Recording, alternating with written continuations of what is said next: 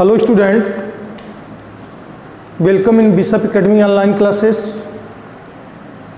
Today my topic is anomalous property of nitrogen. Means nitrogen have a different property to rest of the member for the 15 group element.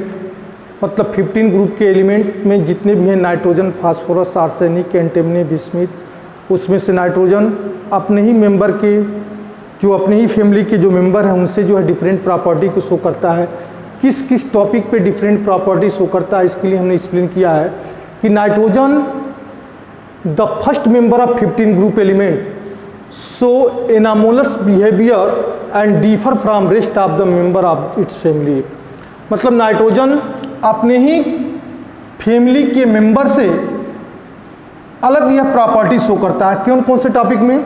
तो पहला P पाई multiple bond. Nitrogen के अंदर एक tendency होती है कि nitrogen का molecule जब भी एग्जिस्ट होगा तो वह ट्रिपल बॉन्ड के फॉर्म में आएगा। मतलब एक नाइट्रोजन दूसरे नाइट्रोजन से, एक नाइट्रोजन का एटम दूसरे नाइट्रोजन के एटम से ट्रिपल बॉन्ड के द्वारा ये बंधे होते हैं। जबकि इसी ग्रुप के अदर मेंबर जितने भी हैं, चाहे फास्फोरस है, चाहे आर्सेनिक है, चाहे एंटीमनी है, बिस्मिथ है, उसमें ट्रिपल बॉन्ड या डबल बॉन्ड नहीं मिलता है। लेकिन नाइट्रोजन में क्या मिलता है कि ट्रिपल बॉन्ड मिलता है। ऐसा क्यों होता है? तो रीजन यह है कि जो नाइट्रोजन का एटम होता है, नाइट्रोजन के एटम की साइज छोटी होती है। जैसे एक नाइट्रोजन, मान लीजिए हमने यहाँ नाइट्रोजन लिखा, दूसरा नाइट्रोजन, तो एक नाइट्रोजन दूसरे नाइट्रोजन से जो ओवरलैपिंग करता है वो कंप्लीट ओवरलैपिंग होता है। किस मायने में, क्यों ऐसा ओवरलैपिंग कंप्लीट होता है? तो हम कहेंगे कि नाइट्रोजन की एटम की साइज क्या है, छोटी है। नाइट्रोजन के एटम की साइज जो है वो छोटी है। जब नाइट्रोजन के एटम की साइज छोटी है तो जो ओवरलैपिंग होगी वह कंप्लीट ओवरलैपिंग होगी। ठीक है। और यह सिंगल बॉन्ड में क्यों नहीं रह सकता? तो सिंगल बॉन्ड में रहने के लिए इसमें प्रॉब्लम यह है कि अगर इसका सिंगल बॉन्ड हम बनाते हैं तो एक एक नाइट्रोजन के एटम पे दो दो लोन पेयर आ जाएंगे। और जब दो दो लोन पेयर आ जाएंगे तो नाइट्रोजन्स के एटम्स के बिटवीन में जो मॉलिक्यूल बनने का कोशिश कर रहा था उसमें रिपल्सन हो जाएगा। और रिपल्सन होने की वजह से यह बॉन्ड इजीली ब्रेक हो सकता है, जिसके वजह से यह नाइट्रोजन हमेरा मतलब कभी भी सिंगल बॉन्ड या डबल बॉन्ड में पूरी तरीके से ओवरलैपिंग नहीं हो सकता। यह जब भी फॉर्मेशन करेगा तो ट्रिपल बॉन्ड का ही फॉर्मेशन करेगा। सिंगल बॉन्ड बनाएगा तो उसकी स्टेबिलिटी कम होगी। कुछ कंपाउंड में बनाता है नाइट्रोजन के बिटवीन में सिंगल बॉन्ड बनता है कब? जब N2O5 बना या N2O4 बनता है तो उसमें नाइट्रोजन के बिटवीन में सिंगल बॉन्ड बनता है, लेकिन वो पूरी तरीके से स्टेबल नहीं होता है। इसलिए क्योंकि ये सिंगल बॉन्ड बने नाइट्रोजन के मॉलिक्यूल्स में सिंगल बॉन्ड क्यों नहीं बन रहा है? क्योंकि एक एक नाइट्रोजन के एटम पे दो दो लोन पेयर हो जा रहे हैं, जिसकी वजह से रिपल्सन हो जाता है और बॉन्ड की स्टेबिलिटी खत्म हो जाती है। जबकि इसी ग्रुप के 15 ग्रुप के जितने भी अदर एलिमेंट हैं उनमें सिंगल बॉन्ड मिलेगा। जैसे मान लीजिए फास्फोरस है, यहाँ पे हमने लिखा है फास्फोरस टू फास्फोरस में सिंगल बॉन्ड है। नाइट्रोजन नहीं, यहाँ पे इसको एग्जाम्पल के रूप में नहीं चलना है। फास्फोरस में सिंगल बॉन्ड होता है। ठीक है। यहाँ आर्सेनिक में सिंगल बॉन्ड देखने को मिल सकता है। यहाँ बिस्मिथ के में सिंगल बॉन्ड देखने को मिल सकता है। मतलब बिस्मिथ के मॉलिक्यूल बन रहा है तो सिंगल बॉन्ड है। आर्सेनिक का मॉलिक्यूल बन रहा है तो सिंगल बॉन्ड है। फास्फोरस का मॉलिक्यूल बन रहा है तो उसमें सिंगल बॉन्ड है। लेकिन नाइट्रोजन में ऐसा हमको देखने को नहीं मिलता है, क्योंकि नाइट्रोजन की एटम की साइज छोटी है, इसलिए कंप्लीट ओवरलैपिंग और ट्रिपल बॉन्ड बना के करता है। ठीक है। तो हमने लिखा nitrogen because of its small size and high electronegative form P pi multiple bond with itself. या तो स्वयं ट्रिपल बॉन्ड बनाने की कैपेसिटी रखता है अथवा उस एलिमेंट के साथ, उस एलिमेंट के एटम के साथ तो वह ट्रिपल बॉन्ड बना सकता है जिसकी इलेक्ट्रोनेगेटिविटी ज़्यादा होती है। जैसे ऑक्सीजन की इलेक्ट्रोनेगेटिविटी ज़्यादा होती है, कार्बन की इलेक्ट्रोनेगेटिविटी ज़्यादा होती है, तो कार्बन से ऑक्सीजन के ट्रिपल बॉन्ड में एग्जिस्ट हो सकता है। स्वयं इटसेल्फ तो ट्रिपल बॉन्ड बना ही रहा है, लेकिन हाईली इलेक्ट्रोनेगेटिविटी वाले एलिमेंट जिनके एटम की साइज छोटी है उनके साथ भी ये ट्रिपल बॉन्ड बना सकता है। तो कौन? तो नाइट्रोजन। करेक्ट। दस nitrogen exist at A diatomic molecule with triple bond, the other element of this group do not form P pi multiple bond. बाकी इसी ग्रुप के जितने भी अदर एलिमेंट हैं के एलिमेंट के एटम हैं उनके अंदर एक कैपेसिटी नहीं होती है कि पी पाई मल्टीपल बॉन्ड की फॉर्मेशन कर सकें। क्योंकि उनकी एटम की साइज बड़ी है और जिसकी वजह से वह कंप्लीट ओवरलैपिंग नहीं कर पाते हैं और वो कहते हैं डिफ्यूज हो जाते हैं। They can not have effective overlapping. उनके बिटवीन में फास्फोरस, आर्सेनिक, एंटीमनी, बिस्मिथ के केस में कंप्लीट ओवरलैपिंग नहीं हो पाती है। दूसरी प्रॉपर्टी आती है इसकी जो एनामोलस प्रॉपर्टी है, वो केटिनेशन है। केटिनेशन का मतलब होता है कि एक दूसरे से जुड़ना। ग्रुप 15 में कार्बन एलिमेंट में केटिनेशन की प्रॉपर्टी बहुत ही स्ट्रॉन्गेस्ट देखने को मिलती है। 15 ग्रुप में नाइट्रोजन भी केटिनेशन दिखाता है, फास्फोरस भी दिखाता है, आर्सेनिक भी दिखाता है, लेकिन जो 15 ग्रुप के एलिमेंट की केटिनेशन की प्रॉपर्टी होती है वह कम होती है कार्बन के कंपैरिजन में।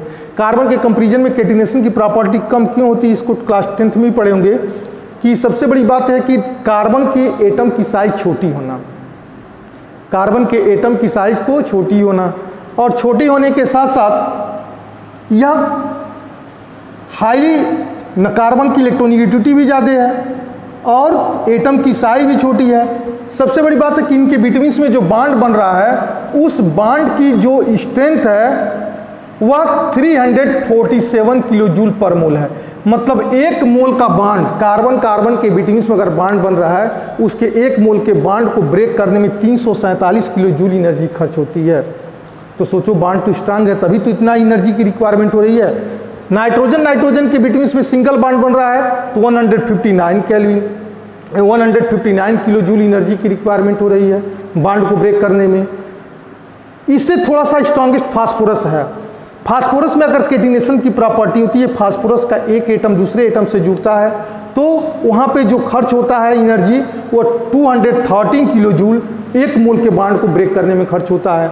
आर्सेनिक और रासायनिक के बिटवीन में जो बॉन्ड है उसको एक मोल को बॉन्ड को खर्च तोड़ने के लिए वह 147.4 किलो जूल एनर्जी की रिक्वायरमेंट हो रही है।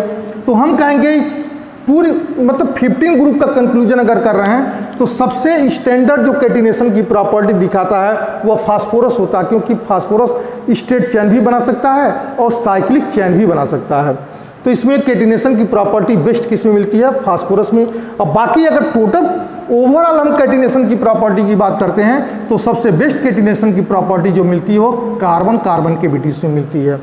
ठीक है, इसी चीज को हमने यहाँ लिखा है कि the element of group 15 phosphorus has the maximum tendency for catenation forming cyclic as well as open chain compound. Cyclic भी बनाता है, इसके साथ साथ ओपन चेन कंपाउंड भी बनाता है। किस में बनता है स्टैंडर्ड? तो फास्फोरस के केस में बनता है। Reactivity due to the presence of triple bond between the nitrogen atom. Reactivity के बारे में बात करेंगे तो नाइट्रोजन में ट्रिपल बॉन्ड है, नाइट्रोजन में क्या है? ट्रिपल बॉन्ड है। तो नाइट्रोजन में जब ट्रिपल बॉन्ड है तो ऑलरेडी उसकी बॉन्ड इंथैल्पी ज़्यादा होगी, उसकी bond enthalpy, bond dissociation enthalpy ज़्यादा होगी। जब बॉन्ड डिसोसिएशन इंथैल्पी ज़्यादा होगी तो वो अनरिएक्टिव होगा, वो अनरिएक्टिव होगा मतलब रिएक्टिविटी उसकी कुछ नहीं रह जाएगी। हमने लिखा भी है due to the presence of triple bond between two nitrogen atom, तो bond length is very small. Atom की साइज छोटी है, नाइट्रोजन एटम की साइज क्या है? छोटी है, और छोटी है बॉन्ड कैसा है? ट्रिपल है। एटम साइज छोटी है, नाइट्रोजन के एटम की साइज छोटी है तो बॉन्ड लेंथ भी छोटा होगा, और जब बॉन्ड लेंथ छोटा होगा और बॉन्ड कैसा है? ट्रिपल बॉन्ड है, तो बॉन्ड को ब्रेक करने के लिए काफ़ी अमाउंट में एनर्जी की रिक्वायरमेंट होगी। इस कंडीशन में हम कह सकते हैं कि नाइट्रोजन की बॉन्ड डिसोसिएशन एंथैल्पी मैक्सिमम है, इसलिए नाइट्रोजन जो है रूम टेम्परेचर पे क्या है? इनर्ट है। फास्फोरस के केस में आते हैं तो फास्फोरस में सिंगल बॉन्ड मिलता है। फास्फोरस के एटम की साइज बड़ी हो जाती है। फास्फोरस के एटम की साइज जब बड़ी होगी तो उसका बॉन्ड लेंथ बड़ा होगा, जब बॉन्ड लेंथ बड़ा होगा तो वह बॉन्ड इजीली ब्रेक कर सकता है। तो फास्फोरस क्या है, एक्टिव होता है, बहुत ही रिएक्टिव होता है। और फास्फोरस के बाद जैसे जैसे ग्रुप में जाते हैं तो रिएक्टिविटी हमारी कम भी होती जाती है। दिखे भी यहाँ पे the reactivity of other element decreases down the group. Maximum covalency, अगला पॉइंट है मैक्सिमम कोवैलेंसी। नाइट्रोजन की मैक्सिमम कोवैलेंसी 4 हो सकती है, 4 से ज़्यादा नहीं हो सकती है, क्योंकि नाइट्रोजन में डी ऑर्बिटल क्या है, एब्सेंस है।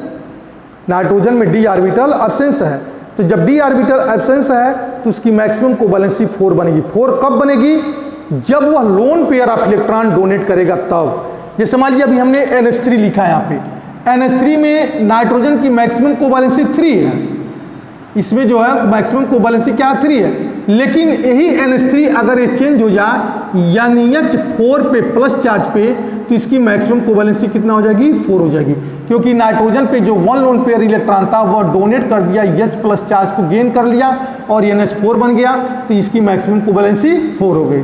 लेकिन नाइट्रोजन को छोड़ दिया जाए तो इसी ग्रुप के जितने भी अदर एलिमेंट हैं उनकी मैक्सिमम कोवैलेंसी 5 से लेकर के 6 तक हो सकती है। क्यों हो सकती है, क्योंकि नाइट्रोजन की साइज नाइट्रोजन में p ऑर्बिटल तक ही है, 2s2p, अरे 1s2 2s2 2p, तो 2p के बाद 2p में d ऑर्बिटल आता नहीं है। लेकिन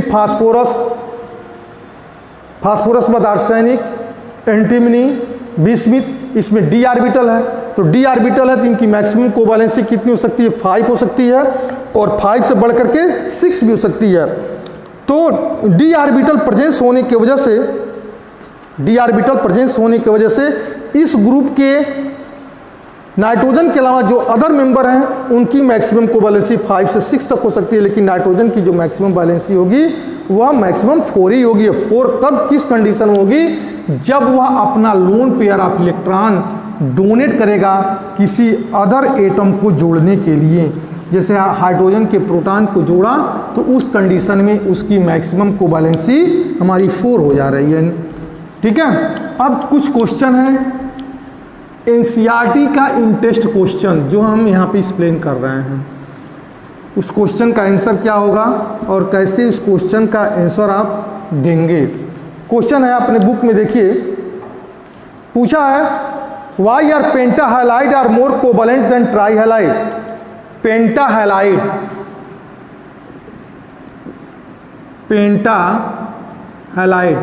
या पी ब्लॉक एलिमेंट का इंटेस्ट क्वेश्चन है 7.1, या क्वेश्चन है 7.1। कर uh pentahalide more covalent, pentahalide more covalent than trihalide. Trihalide ऐसा क्यों होता है, ठीक है। पेंटाहैलाइड मतलब समझिए PCl5 हमने लिख दिया, और ट्राईहैलाइड मतलब PCl3। फास्फोरस पेंटाकोलाइड और फास्फोरस ट्राईकोलाइड एंड फास्फोरस पेंटाकोलाइड। इनमें यह हमको सॉर्ट आउट करना है कि यह कह रहा मोर कोवैलेंट क्यों है। आप जानते हैं कि जो सेंट्रल मेटल एटम होता है, जो सेंट्रल एटम होता है, मेटल जो सेंट्रल एटम होता है, वह जितना ही मैक्सिमम नंबर से और जितना मैक्सिमम नंबर के ऑक्सीडेशन स्टेट से कंपाउंड बनाता है तो उसकी पोलराइजिंग पावर भी उतनी ही ज़्यादा होती है। जो सेंट्रल एटम है, जैसे मान लीजिए PCl5 है, 1Cl 2Cl 3Cl, ठीक है भैया, कितना हो गया 3Cl 4Cl 5Cl। तो जब इस P जो है फास्फोरस, उसका मैक्सिमम ऑक्सीडेशन स्टेट कितना बन रहा है +3, और जबकि PCl3 में फास्फोरस का जो मैक्सिमम ऑक्सीडेशन स्टेट बन रहा है इसमें +5 बन रहा है। PCl5 में मैक्सिमम फास्फोरस का जो ऑक्सीडेशन स्टेट बन रहा है +5, और PCl3 में जो फास्फोरस का ऑक्सीडेशन स्टेट होता है +3। तो जो जितना ही सेंट्रल एटम की जो ऑक्सीडेशन स्टेट है जितना ही ज़्यादा होगी और जितना ही वह जितना ही ज़्यादा बनेगा, मतलब +5 +6 +7 इस टाइप से जितना ही ज़्यादा बनेगा उसकी पोलराइजिंग पावर भी उतना ज़्यादा होगी। और जब पोलराइजिंग पावर ज़्यादा होगी तो उसकी कोवैलेंट करैक्टर भी बढ़ेगी। इसलिए पेंटाहैलाइड मोर कोवैलेंट होगा किसके कंपैरिजन में? ट्राईहैलाइड के कंपैरिजन में। दूसरा क्वेश्चन है BiS3 बिस्मिथ हाइड्राइड है, यह जो है स्ट्रॉन्गेस्ट रिड्यूसिंग कैरेक्टर शो करता है। ऐसा क्यों? स्ट्रॉन्गेस्ट रिड्यूसिंग कैरेक्टर क्यों शो करता है? तो हम कहेंगे बिस्मिथ के एटम की साइज बड़ी है। मान लीजिए हम बिस्मिथ यहाँ लिखिए, बिस्मिथ के एटम की साइज क्या है? बड़ी है, 1H 2H 3H। जब यह बिस्मिथ सेंट्रल एटम है और इसकी एटम की साइज बड़ी है तो जो बॉन्ड लेंथ होगा वो भी बड़ा होगा। कंपैरिजन बिटवीन PS3 से, कंपैरिजन बिटवीन NH3 से, कंपैरिजन बिटवीन AS3 से। तो जब इसकी बॉन्ड लेंथ बड़ी है बिस्मिथ के केस में, बिस्मिथ हाइड्राइड में, तो यह बॉन्ड क्या हो सकता है? इजीली ब्रेक हो सकता है। यह बॉन्ड क्या हो सकता है? इजीली ब्रेक हो सकता है। क्यों बॉन्ड लेंथ बड़ा है? क्योंकि यह बिस्मिथ के एटम की साइज बड़ी है। जब एटम की साइज बड़ी है तो बॉन्ड लेंथ बड़ा होगा, और जब बॉन्ड लेंथ बड़ा होगा तो वह बॉन्ड इजीली ब्रेक कर सकता है, और ब्रेक करके वह हाइड्रोजन को लूज कर सकता है, हाइड्रोजन को रिलीज कर सकता है। और जो जितना इजीली हाइड्रोजन को रिलीज करेगा उसकी रिड्यूसिंग कैरेक्टर उतना ही स्ट्रॉन्गेस्ट होगी। तो इस कंडीशन में बिस्मिथ जो हाइड्राइड है वह स्ट्रॉन्गेस्ट रिड्यूसिंग कैरेक्टर को दिखाता है। Is that clear? That solves.